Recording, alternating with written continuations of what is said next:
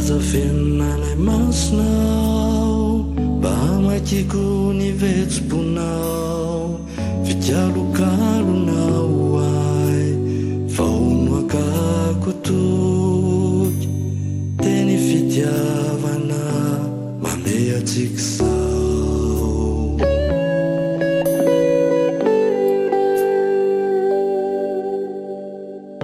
Azafenalay masonao pamakiko ny vetsom-ponao fitialokalonao ay faonoakako toky teny fitiavana mandeha atsika sao.